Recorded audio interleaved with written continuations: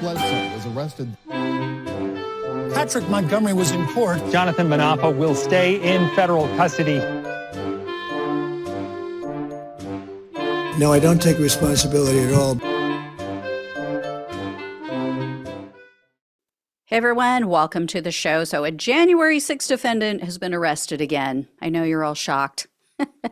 This time, this was for threatening several public officials, including Supreme Court Justice Amy Coney Barrett, also Attorney General Merrick Garland. So here's the deal. Nevada resident Bradley Scott Nelson was originally arrested in March of 2023. He took part in the Capitol attack on January 6th. He was initially indicted on charges of obstructing an official proceeding, entering a restricted building or grounds, 2 counts of disorderly conduct, and parading or demonstrating in a Capitol building. And the FBI agents who first interviewed him when they went out to arrest him for the January 6th attack, they said that Nelson was so aggressive they had to have a U.S. Marshal escort one of the agents to their car because for fear of violence. So Nelson, surprisingly, has been out on pretrial release because he wasn't accused of a violent crime. You know, unlike what you hear from MAGA, unlike what you hear with the whining from the right, the only January 6 defendants who have been incarcerated are the ones who either committed egregious violent acts on January 6th or they've committed crimes after January 6th. Or some committed crimes before January 6th and then they were arrested and thrown in prison or thrown in jail after the fact. Anyway, also, given the Supreme Court ruling that recently came down about the whole obstruction charge, that was going to be dropped. Okay, so Nelson didn't have to contend with that it was the only felony charge against him. So he was really only facing 4 misdemeanor charges. You guys know how that's been going down. We've seen it over and over again. He probably would have gotten a slap on the wrist. Unfortunately for him, he's a stable genius like Trump. So he went out, got himself into more trouble.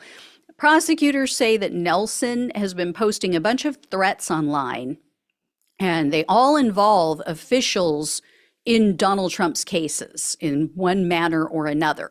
So, for example, in August of 2023, Nelson posted a photo of Fulton County Superior Court Judge Scott McAfee, and it had crosshairs drawn on his face.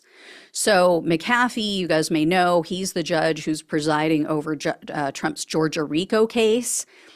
So that happened. Then in February of this year, Nelson posted a similar image of New York Attorney General Letitia James. So again, had the crosshairs over her image.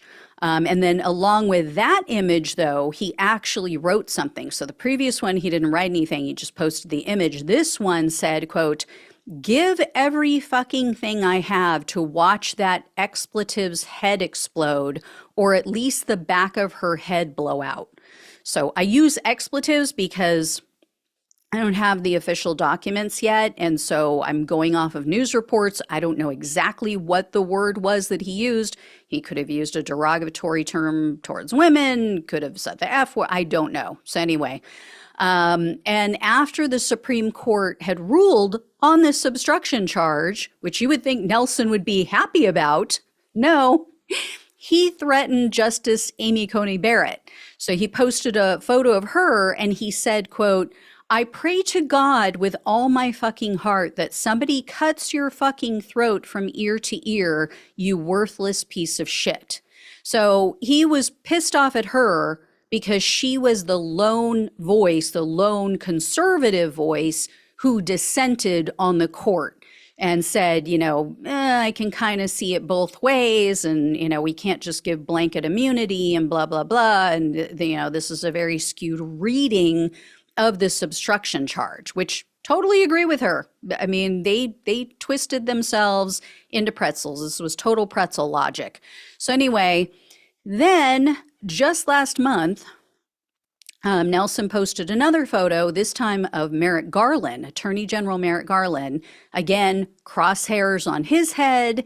Nelson has also been posting videos online, and in those videos, he's been threatening FBI agents, and specifically 2 agents who are working on his case. So in one video, he said that he'd get in an MMA ring with these agents, so mixed martial arts. And Nelson said, quote, "I'm not going to prison now," expletive. "Now what are you going to do? Fuck off." So again, I don't know what the word was. And then he made comments specifically related to the agents handling his case as if he had been looking into their background. So Nelson, made a comment about one of them being, I think, a former teacher. And sure enough, one of them was a former teacher. So he's been doing something. He's been looking into them. So Nelson has been taken back into custody. He just got taken back into custody this week, and the judge said, okay, I'm going to hold you, I'm going to keep you locked up until your bond revocation hearing, which is scheduled for August 14th. Now, U.S. District Judge John Bates is presiding over Nelson's January 6th case, so he's the one who's going to be overseeing that hearing. He's the one who's going to make the final determination as to whether or not to revoke Nelson's bond for the January 6th crimes and hold him until his trial, which is, as of this point, is scheduled for December 10th. So we'll see how this all goes down, if he maybe decides to take a plea in the January 6th case, but then he's got these new charges coming up. I just hope that Judge Bates grows a pair of ovaries, because he is one of the weaker January 6th judges, so we'll have to see. I'll let you guys know what happens. Thank you so much for watching and listening. Please like, please share the video. It really helps with the YouTube algorithm. If you can donate, truly appreciate it. Helps to keep the show going. Hit the subscribe button. Trying to hit 100,000 by my birthday on the 25th. It really helps the show. Had an incident just this week where I could have used one of their people to help me out. Unfortunately, I'm dealing with nothing but computer systems, AI, and BS. So I need to get to that 100,000 because it is harming my channel. So, and the reason being, for those who don't know, YouTube, once you hit that point, they assign someone to work with you specifically for your channel. Somebody that you can go to and have an actual conversation that's, not a computer program, AI or whatever, or, just some random customer service person, and then you get passed off the next day. So anyway, probably doesn't need to know all that, but just hit the subscribe button. All right. Thank you all so much. Love you all. Take care. Talk with you soon.